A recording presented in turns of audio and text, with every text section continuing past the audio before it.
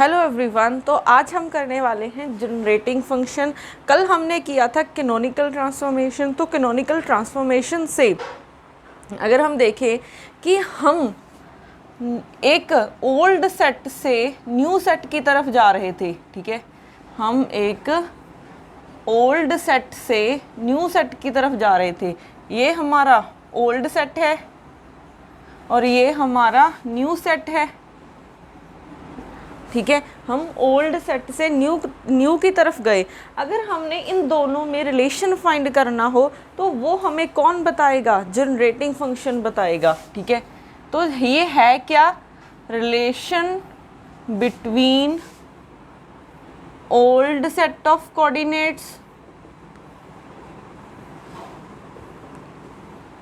With new set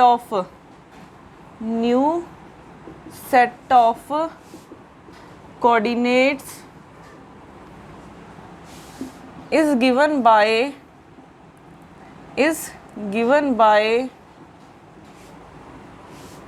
generating function, ठीक है। तो अब अगर हम यहाँ पे देखें, ठीक है, तो ये रिलेशन कैसे बताएगा? तो हमारे पास दो ये हैं और दो ये हैं, तो 2 इंटू 2 4 हो गए। तो हमारे पास 4 कॉम्बिनेशन बन सकते हैं, ठीक है, दो इसके, तो हमारे पास 4 कॉम्बिनेशन बन सकते हैं, ठीक है। तो वो कॉम्बिनेशन कौन से होंगे? ठीक है, Q का इसके साथ होगा, Q का फिर इसके साथ होगा। तो हम ऐसे लिखते हैं। तो हमारे पास 4 कॉम्बिनेशन हैं, तो 4 ही हमारे पास जनरेटिंग फंक्शन बनेंगे। फर्स्ट होगा, ठीक है, Q और इसके बीच में, फिर सेकंड हो जाएगा इसका इसके साथ, फिर थर्ड हो जाएगा हमारे पास इसका इसके साथ, P का कैपिटल Q के साथ, फिर हो जाएगा फोर्थ P का कैपिटल P के साथ, ठीक है। तो हमारे पास 4 जनरेटिंग फंक्शन हो जाएंगे, क्योंकि 4 कॉम्बिनेशन है तो 4 ही जनरेटिंग फंक्शन बनेंगे। अब अगर हम देखें, क्योंकि जैसे ही हम एक सेट से दूसरे सेट की तरफ जाएंगे हमारे पास लैग्रेंजियन और हैमिल्टोनियन भी चेंज होगा। तो वो कैसे चेंज होंगे? तो L डैश जो हमारा न्यू हैमिल्टोनियन है वो किसके इक्वल होगा? L डैश, ये इक्वल हो जाएगा हमारे पास L प्लस माइनस करली F बाई करली T। सिमिलरली H डैश क्या हो जाएगा? H प्लस माइनस करली F बाई करली T हो जाएगा, ठीक है। तो ये है हमारे पास न्यू लैग्रेंजियन और ये है न्यू हैमिल्टोनियन, ठीक है। ये हमारे पास ओल्ड था, ये भी हमारे पास ओल्ड था। तो हमें इन दोनों में रिलेशन, न्यू और ओल्ड में रिलेशन कौन बताएगा? जनरेटिंग फंक्शन से पता चल जाएगा, ठीक है। तो अब हम पहले, ठीक है, फर्स्ट जनरेटिंग फंक्शन को देखते हैं। अगर हम फर्स्ट जनरेटिंग फंक्शन को देखें, इसको हम यहाँ पे लिख लेते हैं, ठीक है। F1 Q capital Q, F2 Q capital P, F3 P capital Q, F4 P capital P, ठीक है।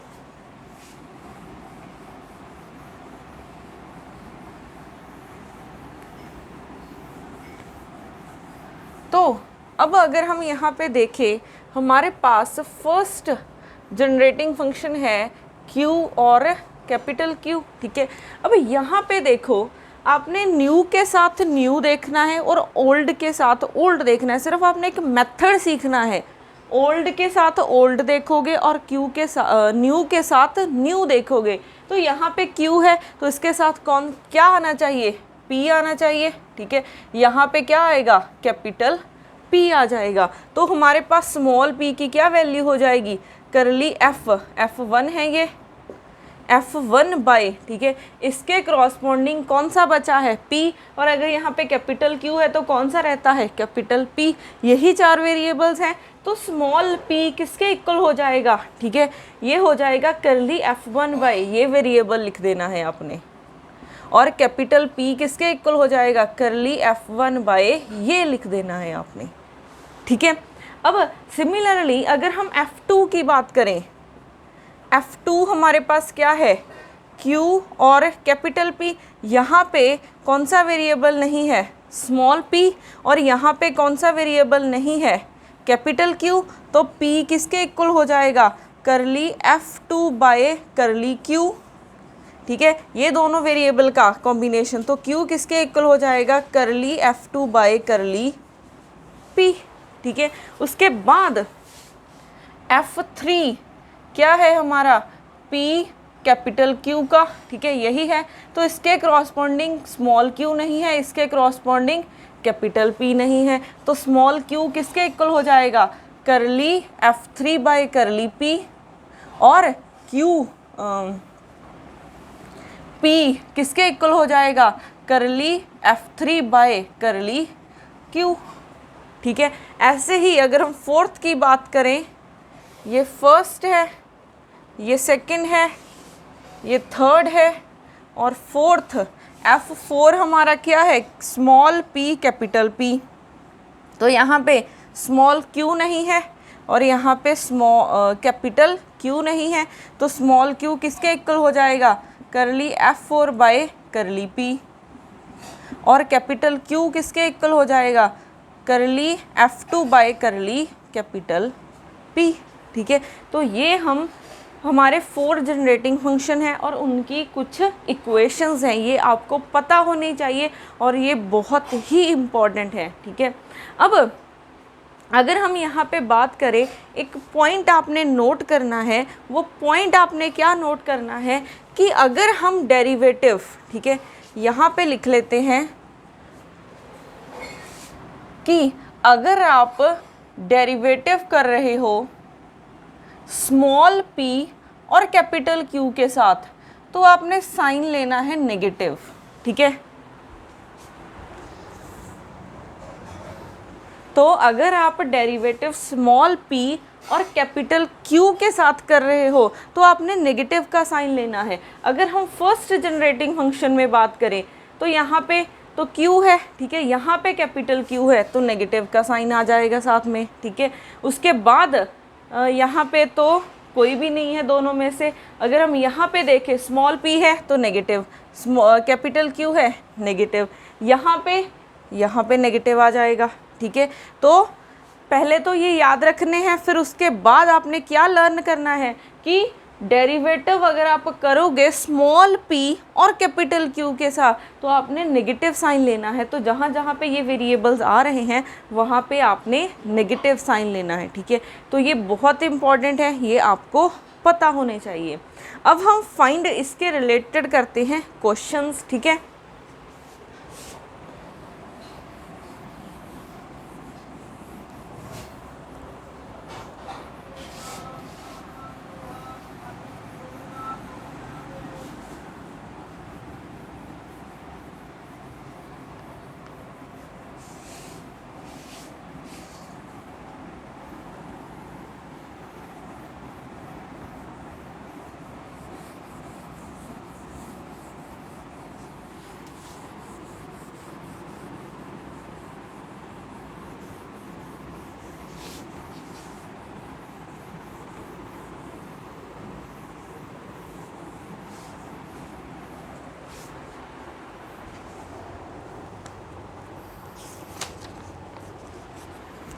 तो हमारे पास क्वेश्चन फर्स्ट है, F capital P and small capital Q and small p given है -e⁻⁻q−1 होल स्क्वायर, साथ में given है tan of p। ठीक है, उन्होंने बोला है फाइंड करना है कैपिटल Q और कैपिटल P। ठीक है,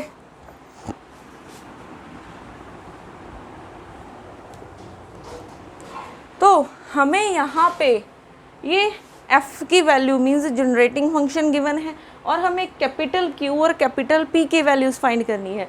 तो पहले देखो ये कौन सा जनरेटिंग फंक्शन है, F Q स्मॉल। ठीक है, या फिर आप इसको थोड़ा सा इंटरचेंज करो, आप ऐसे लिख सकते हो ठीक है। तो ये आपके पास थर्ड जनरेटिंग फंक्शन है, ठीक है। अगर आपको नहीं भी याद रहता कि फर्स्ट है, सेकंड है, थर्ड है, तो ये भी लर्न करने की ज़रूरत नहीं है, सिर्फ आपको मेथड पता होना चाहिए कि इसके क्रॉसपॉन्डिंग कौन सी इक्वेशंस आएंगी। तो P के क्रॉसपॉन्डिंग कौन सी इक्वेशन आएगी, Q, ठीक है। मीन्स अगर यहाँ पे P है तो Q रह गया, फिर इसके क्रॉसपॉन्डिंग कैपिटल P नहीं है, ठीक है। तो अब यहाँ से Q किसके इक्वल हो जाएगा, करली F बाय करली P, और कैपिटल P किसके इक्वल हो जाएगा, करली F बाय करली Q। अब हमने किया था कि डेरिवेटिव, ठीक है, derivative small p, derivative small p और कैपिटल Q के साथ नेगेटिव होता है, तो यहाँ पे दोनों जगह नेगेटिव साइन आ जाएगा, ठीक है। यहाँ दोनों जगह नेगेटिव साइन आ गया। अब हमने f गिवन है, वैल्यूज पुट करनी है, तो कैसे करेंगे, ठीक है। पहले हमें यहाँ पे देखो इसका डेरिवेटिव करना है, ठीक है। तो यहाँ पे लिख लेते हैं Q is equal to minus by curly P, यहाँ पे f की value minus e raise to power Q minus 1 का स्क्वायर टैन ऑफ P, ठीक है।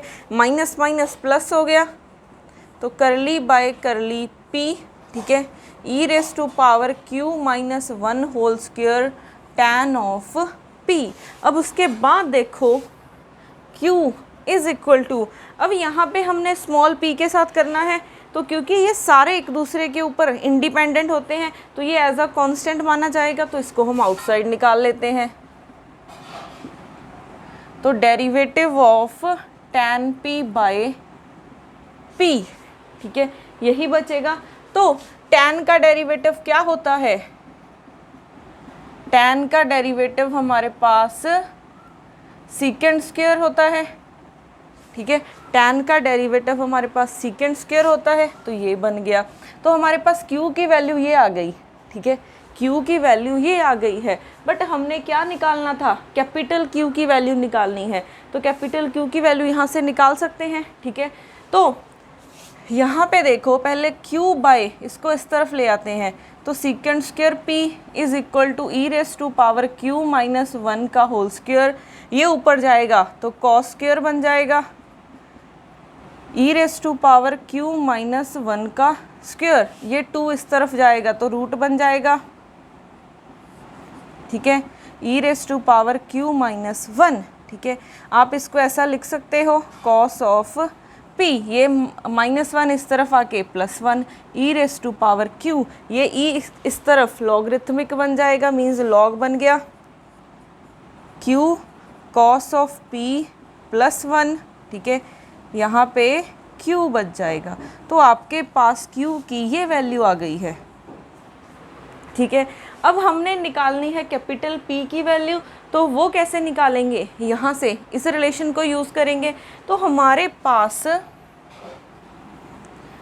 कैपिटल P, ठीक है, कैपिटल P किसके इक्वल है, माइनस करली F bye curly Q, F की वैल्यू पुट कर देते हैं, माइनस करली बाय करली Q, F की value minus e raise to power Q minus 1 का whole square tan of P। तो यहाँ से minus minus plus, curly by curly Q, e raise to power Q minus 1 whole square tan of P। अब हमने capital Q के साथ करना है, तो टैन ऑफ P को आउटसाइड निकाल सकते हैं, क्योंकि ये एज अ कांस्टेंट ट्रीट होगा, करली by curly Q, e raise to power Q minus 1 का होल स्क्वायर। अब हमने इसका डेरिवेटिव करना है, तो कैसे करेंगे डेरिवेटिव, पावर आगे आ गई, e raise to power Q minus 1, ठीक है, फिर पावर को छोड़ के derivative e raise to power Q आ जाएगा, ठीक है। तो हमारे पास यहाँ पे क्या बचा है, tan P, ठीक है, E।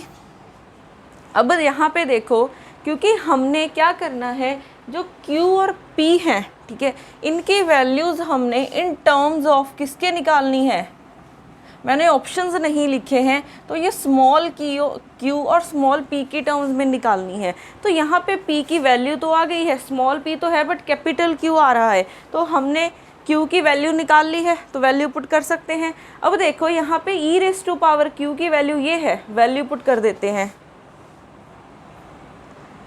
√q cos p, ठीक है, +1, ओके, फिर -1, और यहाँ पे आ जाएगा q cos p +1, ये कैंसिल हो जाएगा तो यहाँ से क्या बचेगा, 2 tan p √q cos of p, ठीक है, फिर √cos p +1। अब tan को हम क्या लिख सकते हैं, tan को हम लिख सकते हैं sin p/cos p, √q cos of p √q cos of p +1, यहाँ से ये कैंसिल तो क्या बना है, 2 sin p √q cos p +1, ये आ गई है हमारे पास p और q की वैल्यूज़। तो ऐसे हम किसी जनरेटिंग फंक्शन को यूज़ करके, ठीक है, किसी की भी वैल्यू निकाल सकते हैं।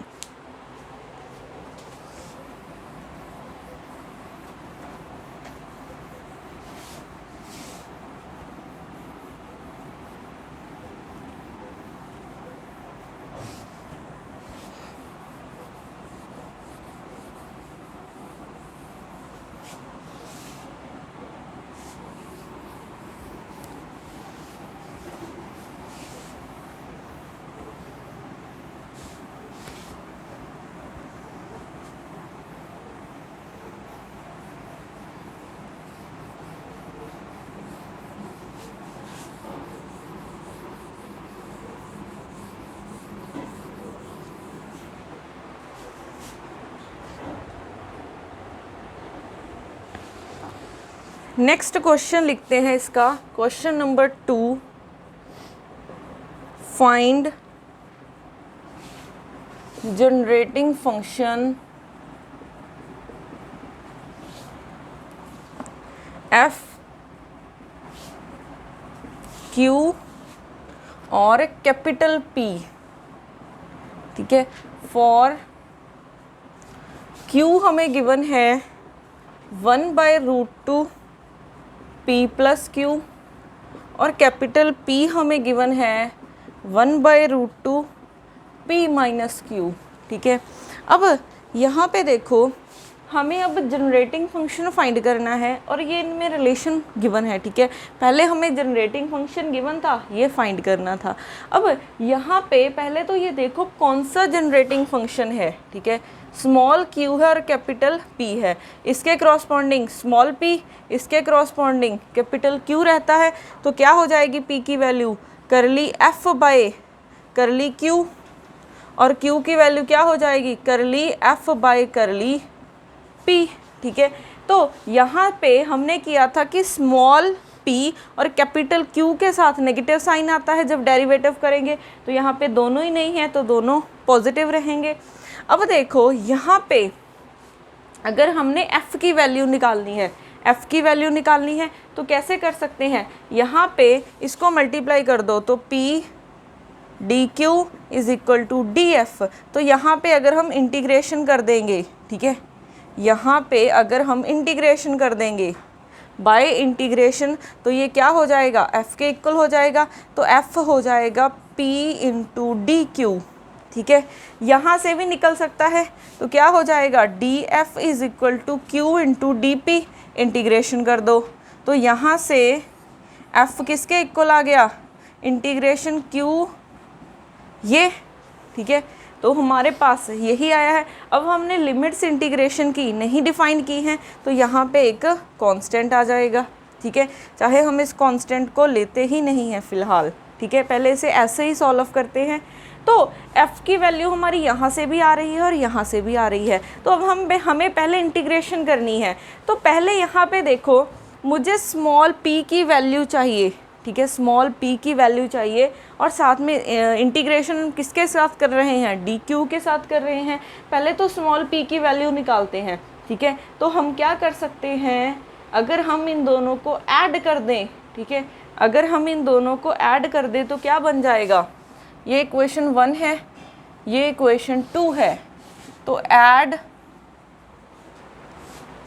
ऐड इक्वेशन 1 प्लस 2, ठीक है, ऐड इक्वेशन 1 एंड 2, तो क्या बन जाएगा q प्लस पी, ठीक है, q plus P is equal to यहाँ से 1/√2 p प्लस q, ये भी 1/√2 है, तो p माइनस q, यही बन जाएगा, ठीक है।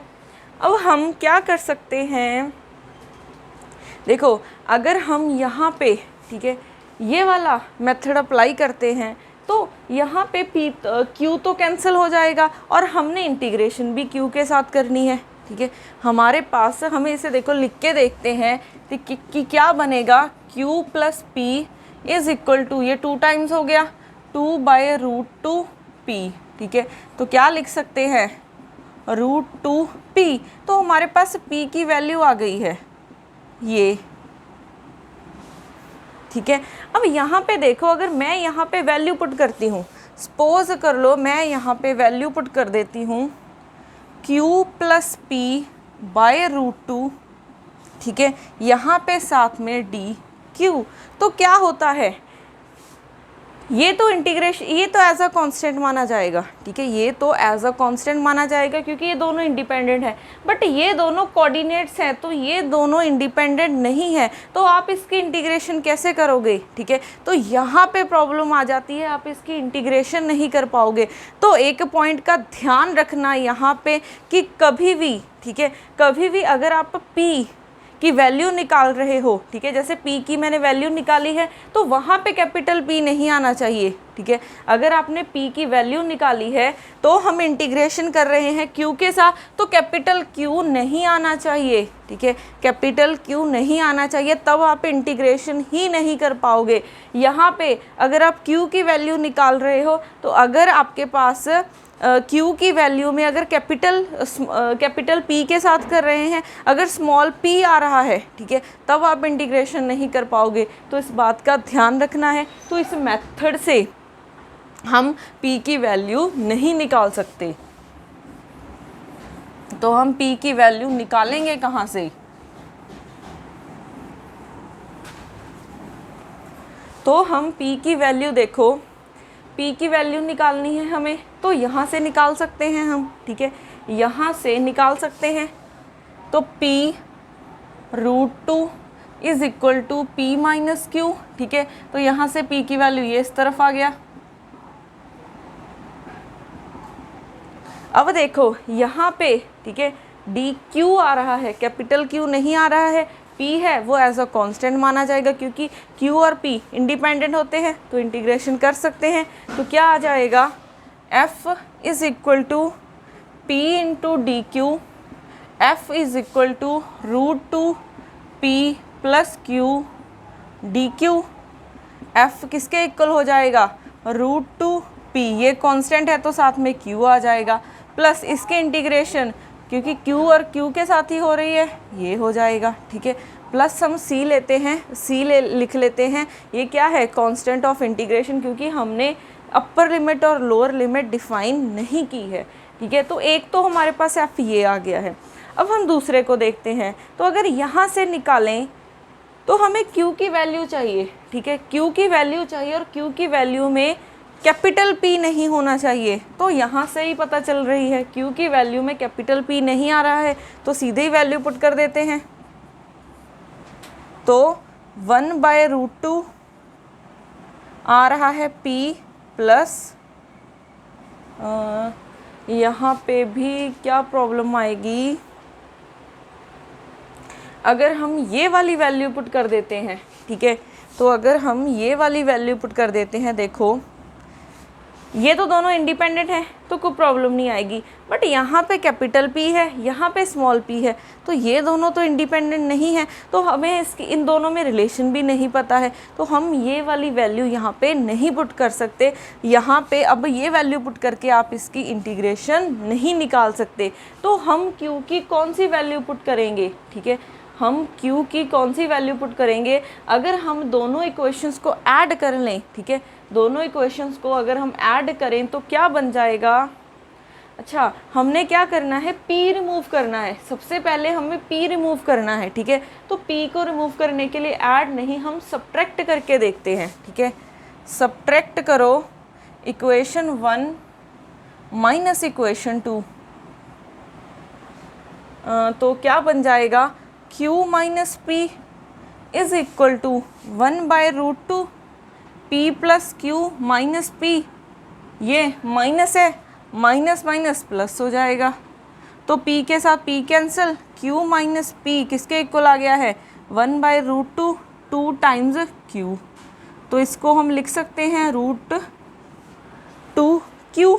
तो यहाँ से कैपिटल Q की वैल्यू देखो आ गई है, p को उस तरफ ले गए, ये बन गई है, ठीक है। अब देखो यहाँ पे कैपिटल P है, कैपिटल P है, इंटीग्रेशन हो जाएगी। Q आ रहा है, तो Q और P के, अगर यहाँ पे P के साथ इंटीग्रेशन कर रहे हैं तो Q as a constant treat हो जाएगा। तो अब इसकी इंटीग्रेशन हो सकती है, तो क्या हो जाएगा, F is equal to integration Q D capital P, F is equal to, तो आपने ऐसी वैल्यूज़ पुट करनी है कि आपकी इंटीग्रेशन हो सके, ठीक है। तो अगर कैपिटल P है आ रहा है इंटीग्रेशन में, तो स्मॉल p नहीं आना चाहिए, तब आप इंटीग्रेशन नहीं कर पाओगे। अगर आप स्मॉल q के साथ कर रहे हो तो कैपिटल Q नहीं आना चाहिए, तब आप इंटीग्रेशन नहीं कर पाओगे। तो ऐसी वैल्यूज़ पुट नहीं करनी है। dp, तो यहाँ से अब p के साथ तो इंटीग्रेशन करने हैं, तो क्या हो जाएगा, p²/2 प्लस ये एज अ कांस्टेंट आ जाएगा, तो साथ में capital P plus constant of integration c। तो हमारे पास दो वैल्यूज़ आ गई हैं, एक f ये आया है, एक f ये आया है, ठीक है। अब देखो, जो तो आपके पास सेम क्वांटिटीज़ हैं, आपने क्या कर देना है, इन दोनों f को कंबाइन कर दो, ठीक है। दोनों f को कंबाइन कर दो, जो भी आपके पास, जैसे ये आ रहा है √2pq, यहाँ पे भी √2pq आ रहा है, तो इसको सिर्फ एक बार लिखना है, इसको ट्वाइस नहीं करना है आपने, ठीक है। इसका ध्यान रखना। ये टर्म वहाँ पे नहीं आ रही है, लिख दो, प्लस ये टर्म यहाँ पे भी नहीं आ रही है, ये टर्म ऑलरेडी लिख चुके हैं तो रिपीट नहीं करना है, प्लस c। तो आपके पास ये आ जाएगा जनरेटिंग फंक्शन, ठीक है। तो ऐसे हम किसी का भी जनरेटिंग फंक्शन निकाल सकते हैं।